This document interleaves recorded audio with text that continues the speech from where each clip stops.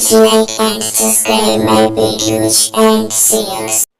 मैं संजीत कुमार आपका open mind tutorial के 11th क्लास के फिजिक्स के एपिसोड 5 में स्वागत करता हूं।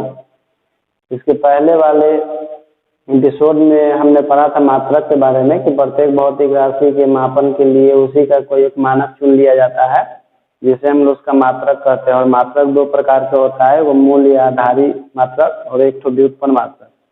मूल या आधारी मात्रक के बारे में हमने आपको बता दिया कि वैसा मात्रक जो किसी दूसरे मात्रक पर निर्भर नहीं करता है उसे मूल या आधारी मात्रक कहते हैं। आज हम लोग पढ़ेंगे व्युत्पन्न मात्रक के बारे में। तो व्युत्पन्न मात्रक क्या होता है कि वैसा मात्रक जो आधारी मात्रक से उत्पन्न हुआ हो, वैसा मात्रक जो आधारी मात्रकों से उत्पन्न हुआ हो उसे व्युत्पन्न मात्रक कहते हैं।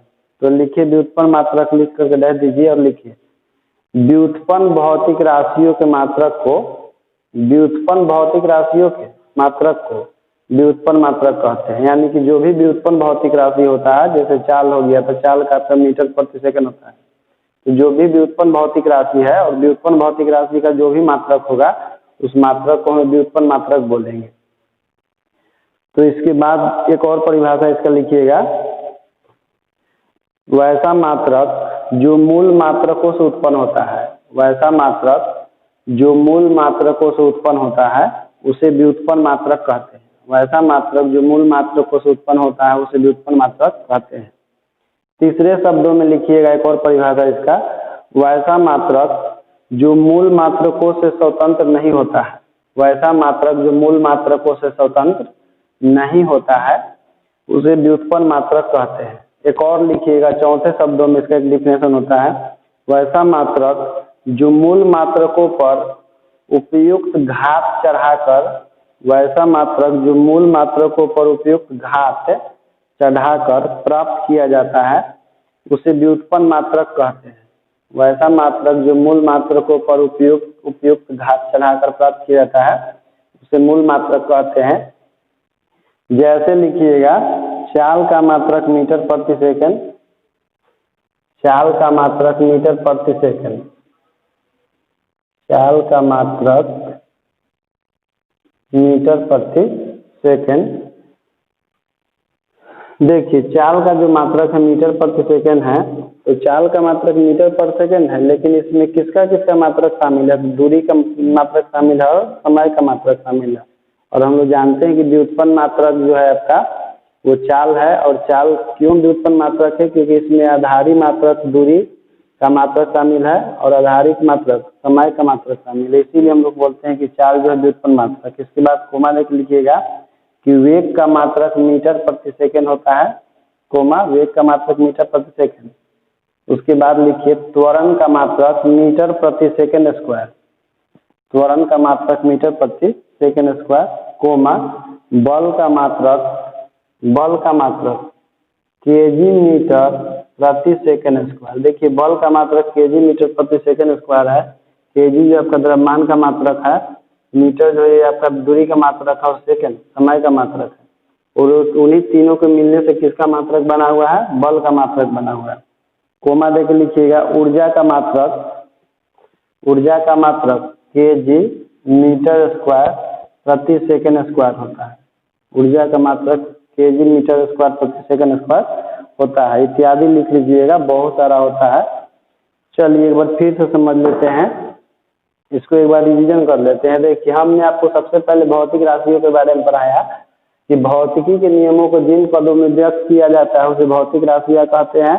भौतिक राशियां मुख्यतः दो प्रकार की होती है, आधारी भौतिक राशियां और व्युत्पन्न भौतिक राशियां, जिसको हम लोग फंडामेंटल फिजिकल क्वांटिटी बोलते हैं और इसको डिराइव फिजिकल क्वांटिटी बोलते हैं। आधारी भौतिक राशियां किसे कहते हैं? तो वैसी भौतिक राशियां जो किसी दूसरे भौतिक राशियों पर निर्भर नहीं रहता है उसे आधारी भौतिक राशियां कहते हैं। और व्युत्पन्न भौतिक राशियां क्या होती है कि वैसा भौतिक राशियां जो आधारी राशियों से प्राप्त किया जाता है, या वैसी भौतिक राशियां जो आधारी भौतिक राशियों पर निर्भर रहता है।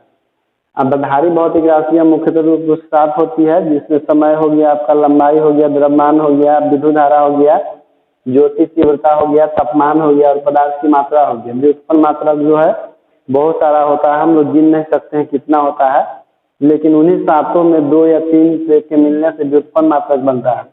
इसके बाद देखिए मात्रक था कि मात्रक जो है प्रत्येक भौतिक राशि के मापन के लिए, प्रत्येक भौतिक राशियों के मापन के लिए उसी का कोई मानक चुन लिया जाता है और उसी मानक को उस भौतिक राशि का मात्रक कहते हैं। मात्रक दो प्रकार का होता है, एक होता है मूल मात्रक या आधारी मात्रक।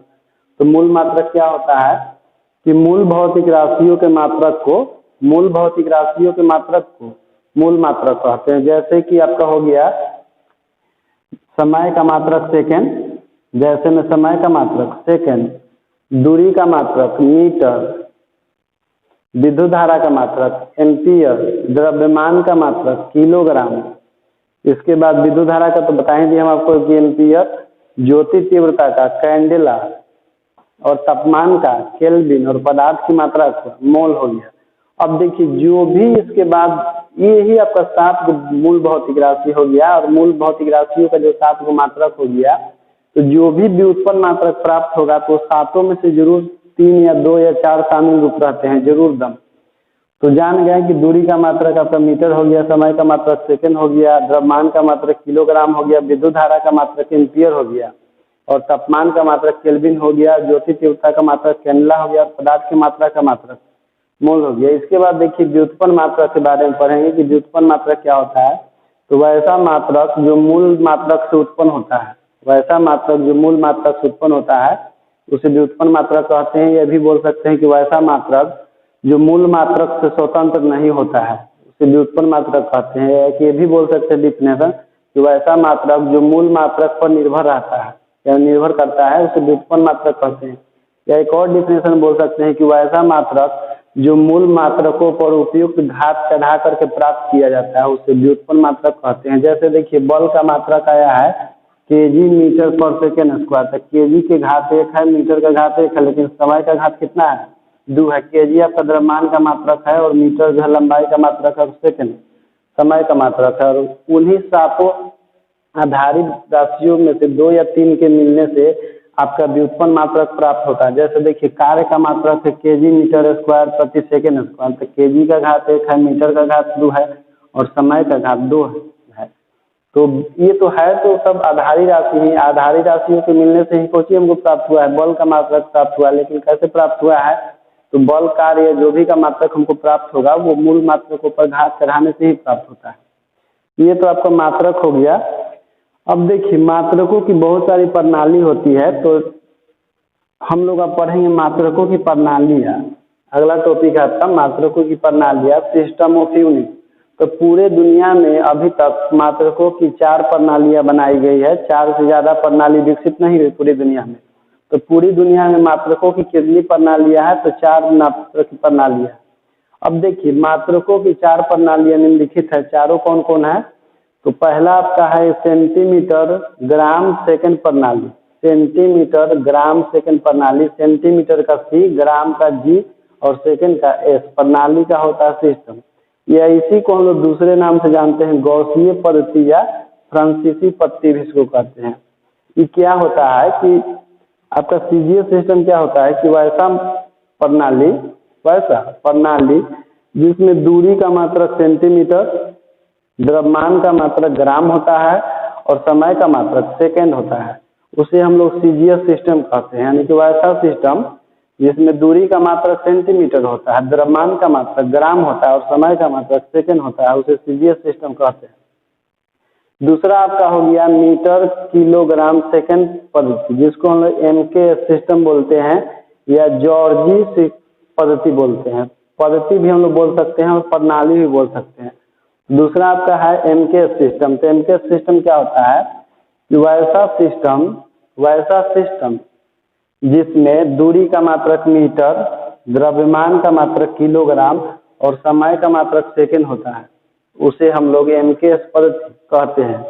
तीसरा पद्धति है आपका फुट पाउंड सेकंड पद्धति। फुट पाउंड सेकंड पद्धति क्या होता है कि वैसा पद्धति या वैसा सिस्टम जिसमें दूरी का मात्रक फुट, द्रव्यमान का मात्रक पाउंड और समय का मात्रक सेकंड होता है। जिसमें दूरी का मात्रक फुट, द्रव्यमान का मात्रक पाउंड और समय का मात्रक सेकंड होता है, उसे हम लोग एसपीएस सिस्टम कहते हैं। या इसी को हम लोग ब्रिटिश पद्धति के नाम से भी जानते हैं। देखिए पूरा दुनिया में अलग अलग मात्रकों की प्रणाली चल रही थी, लेकिन एक देश के वैज्ञानिकों को दूसरे देश में बहुत कठिनाई होती थी। जैसे मान लीजिए कि इंडिया में हम लोग यदि किसी लंबाई को मीटर में मापते हैं और हमको सेंटीमीटर के बारे में जानकारी नहीं है, तो हम किसी दूसरे देश में यदि जाते हैं तो हम जा कर के बोलते हैं कि इसका लंबाई जो है 1 सेंटीमीटर है, 1 मीटर है, तो उसको समझने में दिक्कत होगा कि ये मीटर क्या है, या वो बोलेगा कि नहीं 10 सेंटीमीटर है, तो हमको समझने में दिक्कत होगा कि ये सेंटीमीटर क्या होता है। इसीलिए दुनिया भर के जितने भी वैज्ञानिक थे वो माप तौल के विषय में एक मीटिंग बैठा करके और वहाँ पर अपना अपना सब कोई देश का प्रणाली रखा कि मेरे देश में ये सिस्टम लागू होता है, मेरे देश में यह सिस्टम लागू होता है। अलग अलग देश के वैज्ञानिक जब अपना अपना सिस्टम रखे वहाँ पर, तो पता चला इससे दुनिया भर में कि अलग अलग बहुत सारी प्रणालियाँ होती है, जिसमें देखिए आपका सेंटीमीटर ग्राम सेकंड प्रणाली है, जिसको गॉसीय पद्धति या फ्रांसीसी पद्धति भी कहते हैं। इसका मतलब कि इसका विकास फ्रांस में हुआ होगा। दूसरा आपका मीटर किलोग्राम सेकंड पद्धति था, जिसको जॉर्जी ने विकसित किया था, और तीसरा था फुट पाउंड सेकंड। तो मुख्य रूप से 3 ही पद्धति होती है और तीनों जो अलग अलग देशों में लागू हो रहा था। जब दुनिया भर के सारे वैज्ञानिकों ने 1960 ईस्वी में माप तौल के विषय में एक जगह मीटिंग हुआ, जनरल कॉन्फ्रेंस का जो मीटिंग हुआ माप तौल के विषय में, तो वहाँ पर सभी वैज्ञानिकों ने अपना अपना मत व्यक्त किया और उसी में से एमकेएस जो प्रणाली है, एमकेएस प्रणाली को ही मानक अंतर्राष्ट्रीय प्रणाली के रूप में अपना लिया गया। यानी कि दुनिया भर के वैज्ञानिक यह लोग मान लिए कि आज से पूरा दुनिया भर में केवल एक ही प्रणाली का इस्तेमाल किया जाएगा, यानी कि और भी हम प्रणाली का इस्तेमाल कर सकते हैं सीजीएस, एसपीएस का, लेकिन मुख्य रूप से पूरे वर्ल्ड में एक ही सिस्टम चलेगा, एमकेएस सिस्टम। तो एमकेएस सिस्टम को ही मानक अंतर्राष्ट्रीय पद्धति के रूप में अपना लिया गया। यानी कि जो मानक अंतर्राष्ट्रीय पद्धति है वह एक नया पद्धति नहीं है, बल्कि कि एमकेएस जो पद्धति है उसी को हम लोग क्या मान लिए हैं, मानक अंतर्राष्ट्रीय पद्धति। यानी कि ऐसा पद्धति मान लिए हैं कि अब पूरे वर्ल्ड में अब यही लागू होगा, जिसको हम लोग बोलते हैं स्टैंडर्ड इंटरनेशनल सिस्टम। तो देखिए स्टैंडर्ड का होता है एस और इंटरनेशनल का होता है आई और सिस्टम। तो कभी भी एसआई का फुल फॉर्म पूछा जाए कि एसआई सिस्टम का फुल फॉर्म क्या होता है, तो बोलिएगा स्टैंडर्ड से एस होता है और इंटरनेशनल से आई होता है। तो कभी भी बताइएगा कि स्टैंडर्ड इंटरनेशनल सिस्टम होता है। कई बार हम लोग गलती क्या करते हैं कि हम लोग एसआई का फुल फॉर्म बोल देते हैं इंटरनेशनल सिस्टम। एसआई का फुल फॉर्म लोग क्या बोल देते हैं, इंटरनेशनल सिस्टम बोल देते हैं, जबकि यह गलत है, क्योंकि जो ये एस वर्ड है वो स्टैंडर्ड के लिए आता है और जो आई वर्ड है वो इंटरनेशनल के लिए आता है। इसके बाद तो हम लोग सिस्टम में बोलते हैं अपने ही मन से। तो कभी भी मिस्टेक से एसआई का फुल फॉर्म यदि पूछा जाए तो बताइएगा कि स्टैंडर्ड इंटरनेशनल होता है और सिस्टम तो वर्ड लगा ही होता है। तो मानक अंतर्राष्ट्रीय प्रणाली क्या कैसे विकसित हुआ, तो जो 3 गो प्रणाली थी पूरे विश्व में चल रहा था अलग अलग देशों में, तो सबके जनरल कॉन्फ्रेंस का मीटिंग हुआ और जनरल कॉन्फ्रेंस की मीटिंग में एमकेएस पद्धति को ही अपना लिया गया है। किस रूप में, मानक अंतर्राष्ट्रीय प्रणाली में, और इसी को पूरा विश्व फॉलो करता है।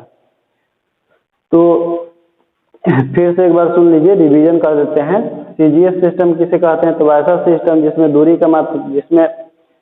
का मात्रक सेंटीमीटर, द्रव्यमान का मात्रक ग्राम और समय का मात्रक सेकंड होता है, उसे सीजीएस पद्धति कहते हैं। एमकेएस पद्धति किसे कहते हैं, तो ऐसा पद्धति जिसमें दूरी का मात्रक मीटर, द्रव्यमान का मात्रक किलोग्राम और समय का मात्रक सेकंड होता है, उसे एमकेएस पद्धति कहते हैं। एसपीएस किसे कहते हैं, तो ऐसा पद्धति जिसमें दूरी का मात्रक फुट, द्रव्यमान का मात्रक पाउंड और समय का मात्रक सेकंड होता है, उसे एसपीएस सिस्टम कहते हैं। और मानक अंतर्राष्ट्रीय पद्धति किसे कहते हैं, तो 1960 में जनरल कॉन्फ्रेंस का जो मीटिंग हुआ था उसमें एमकेएस पद्धति को ही मानक अंतर्राष्ट्रीय प्रणाली के रूप में अपना लिया गया था। उसी दिन से हम लोग जानते हैं कि जो एसआई सिस्टम जो आपका है लागू हो गया है पूरा वर्ल्ड में। तो एसआई क्यों ही लागू क्यों किया गया है, क्योंकि जो एमकेएस सिस्टम था केवल कुछ ही देशों में नहीं थे, 3-4 देश में एमकेएस सिस्टम लागू नहीं था, बाकी अधिकांश देशों में एमकेएस सिस्टम लागू था। इसीलिए ही एमकेएस सिस्टम को ही पूरे वर्ल्ड में लागू किया, ताकि 2-3-4 जो भी देश जहां पर एमकेएस सिस्टम नहीं लागू था वहां आसानी से लागू हो जाए। तो चलिए इस वीडियो में इतना ही, इसके बाद हम लोग अगले वीडियो में पढ़ेंगे